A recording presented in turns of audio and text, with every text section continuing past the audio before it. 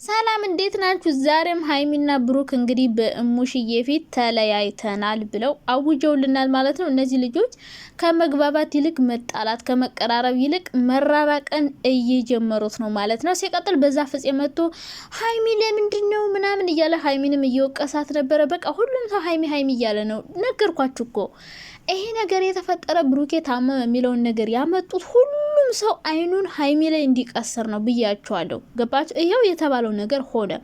ብሩኬ ስለታመመ ብቻ ልክ ሀይሚ እንዳሳዘነችው እንዳስከፋችው ምናምን ነው እያደረጉ ያሉት። ግን ሀይሚ ከአቋሟ ንቅንቅ አላለችም። በነገራችን ላይ እነሱ ያሰቡት ሁሉም ሰው ወደ እሷ አንደኛ እንዲቀስር፣ ሁለተኛ ነገር ሀይሚ እሺ ብላ ተታላ ወደ እሱ እንድትቀርብ ነው ማለት ነው። እኔ ሀይሚ ከብሩክ ጋር እንድትሆን እፈልጋለሁ። ምክንያቱም ቤተሰብ ይፈልጋል እሱ ምናምን ብቻ ልጁም ቢሆን ያው አብረው ብትሆን ጥሩ ነው። ግን ደግሞ እሷ እንደዚህ ያለችበት የራሷ ምክንያት ያላት ይመስለኛል። ከጀርባ ሌላ ብዙ ነገር አለ።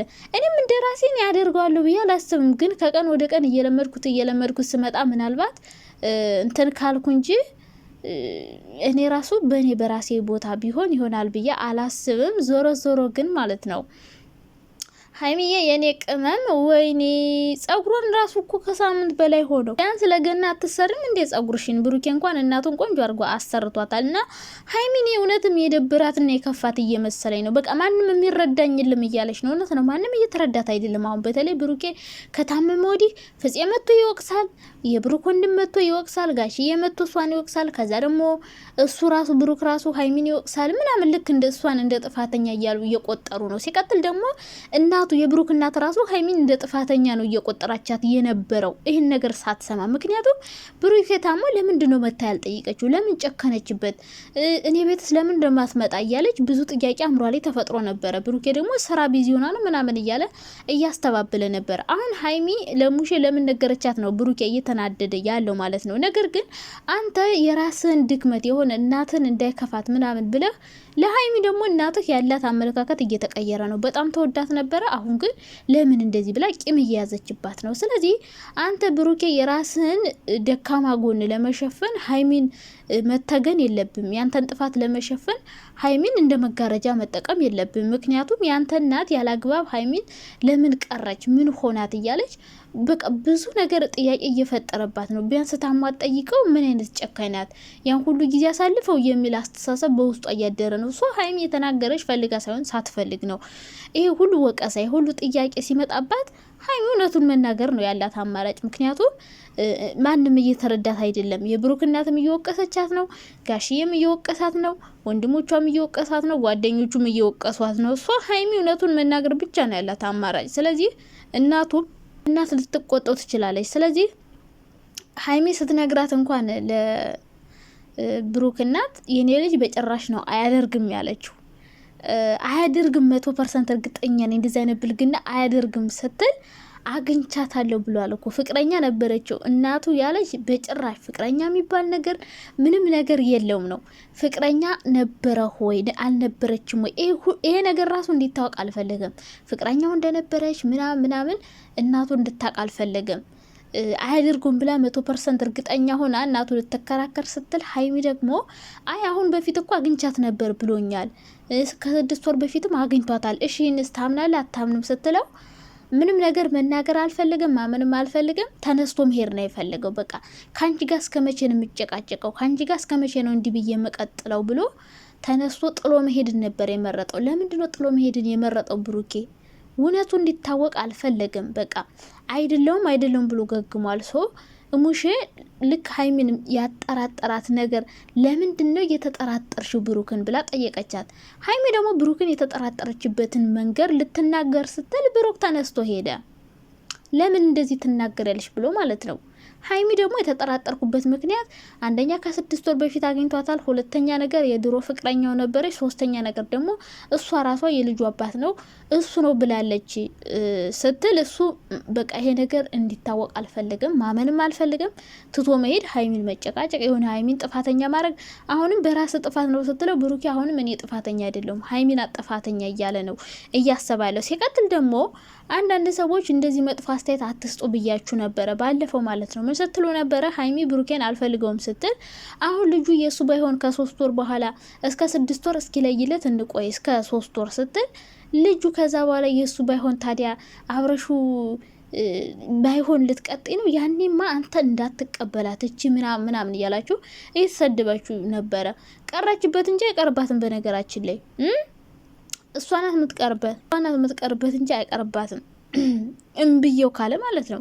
ጥፋቱ አሁንም የሱ ነው 100%። ሶ እንደዛ ስትሉት የነበራችሁትን ቀጥታ እኔ እኮ እንዴት እነዚህን ከብቶ ጅሎቹን እንዴት እንደሚሰማቸው በቃ በደንብ ነው የሚሰማቸውና ምን አለ ከዛ በኋላ አሁን አስረግጬ የምነግርሽ ነገር ከዛ በኋላ ልጁ የኔ ባይሆን አልቀበልሽም ማለት ሀይሚን ገባችሁ?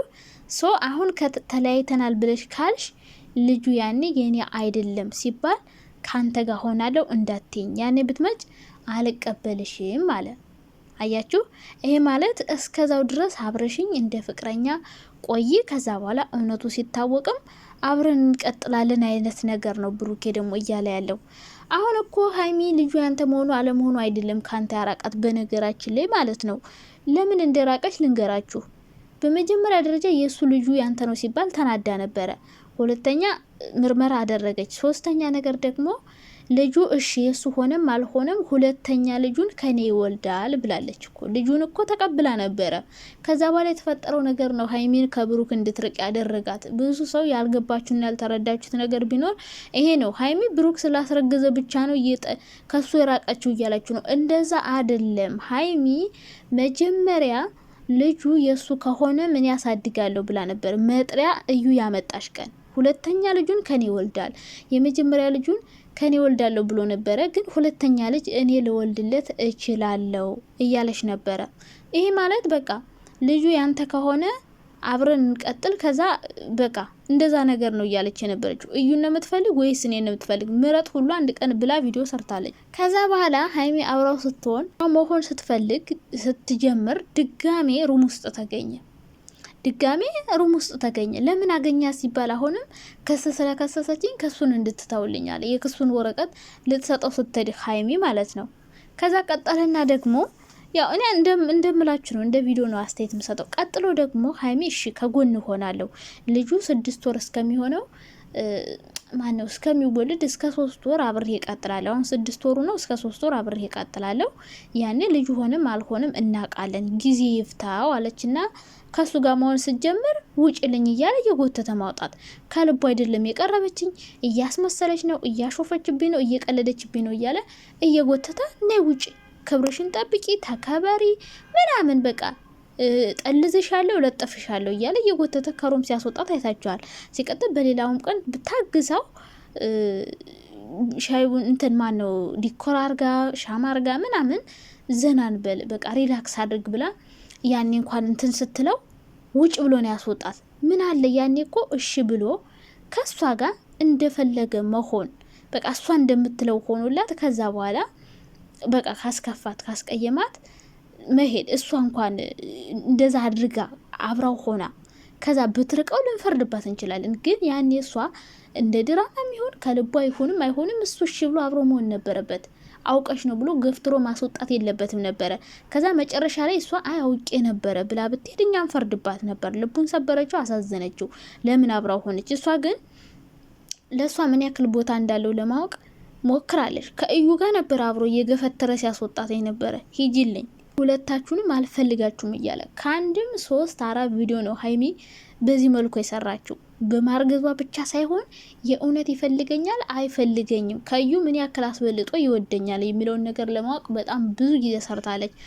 ሀይሚ ምንም አይነት ጥፋት የለባትም ካላስ